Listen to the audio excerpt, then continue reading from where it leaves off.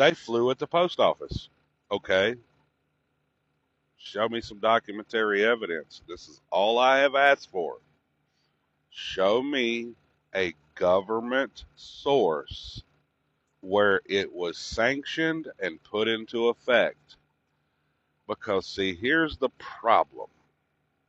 If you are going to make a claim in court, you have the burden of proof. And the sources I use will stand up in court. Not some website where somebody out there talked about it and said it happened with no certifiable or verifiable evidence. Now, let's look at this. So, you see right here where it says American flag of peace or gold fringe flag. I got these in order so we can actually see just the term flag of peace. And when was the first time this crept into the legal theories or into the courts? Now, this case, since I've already went through this, I can go through this a little quicker. This case had nothing to do with an American civil peace flag, okay? The first time it was ever mentioned was right here, 1996. What else also happened in 1996? Around that same time, not to the exact year, but the invention of the internet. So, we started getting this so-called theory floating around on the internet and in the legal system. This 1903 case was the first time that term ever came up. Okay? And that had to do with something totally different, had nothing to do with somebody going into court arguing the gold fringe or the white civil peace flag or whatever. And this guy's got so many freaking cases here. In this one, he would not pay the filing fee. He was so prideful. And see, that's another problem in the community. So many people are just so prideful they don't want to hear the truth. And you know what the Bible says, pride goes before a fall. So, 1996, there's another one by him. There's another one by him. Goods versus Foster. Plaintiff filed application to leave to file action without payment of fees. There's another one. So, I mean, this goes back. But now, let's look at some other sources. Let's go over here and see what it looks like. Oh, look at there. Secondary sources. And yes, you could say, well, that's law reviews, blah, blah, blah. It's their opinion. Look, not all attorneys are bad. Not all reviews are terrible.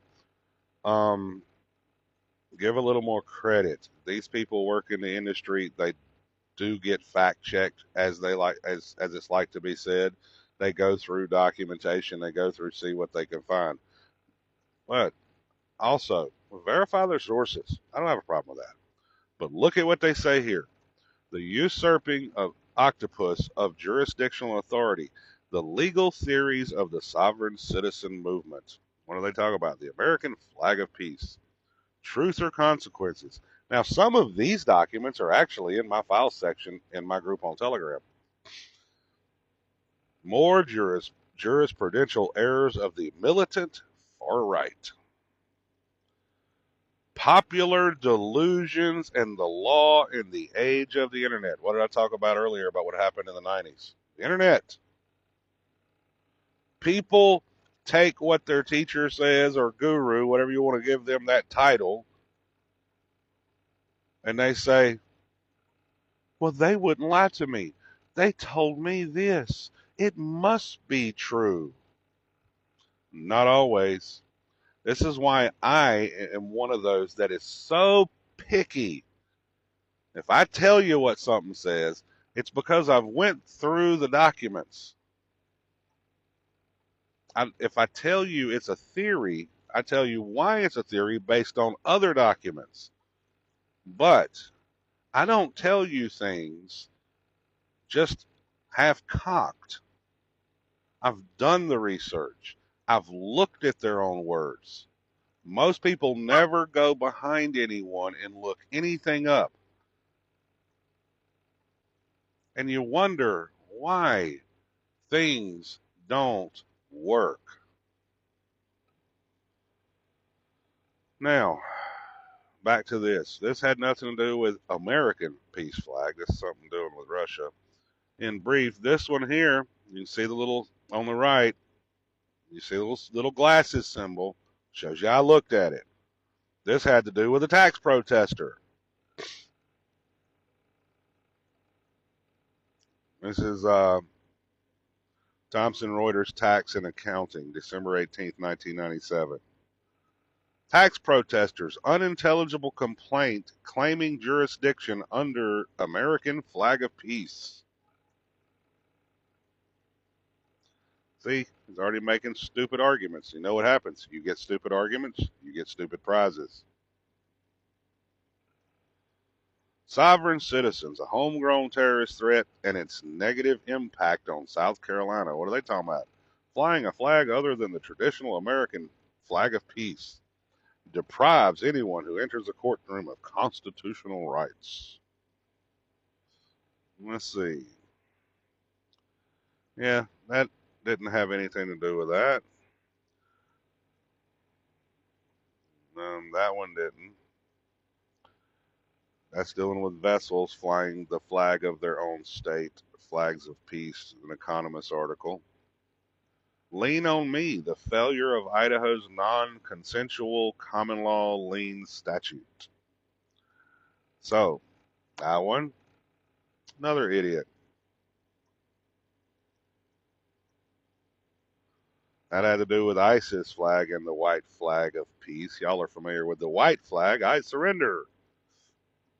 Or I come in peace, so you don't appear as an enemy. The shifting public order of the oceans, freedom of navigation and interdiction of ships at sea. There's another one. There's that same legal study, the one I mentioned above, Flags of Peace, written by The Economist. Now here's the last one, Sealand, Havenko, and the Rule of Law.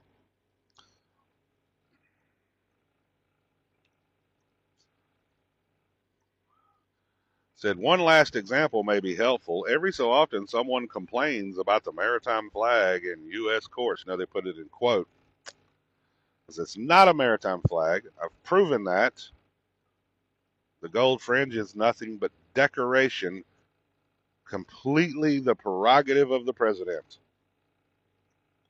The theory is that the gold fringe and an eagle on the standard transforms the American flag of peace into the military or maritime flag of war.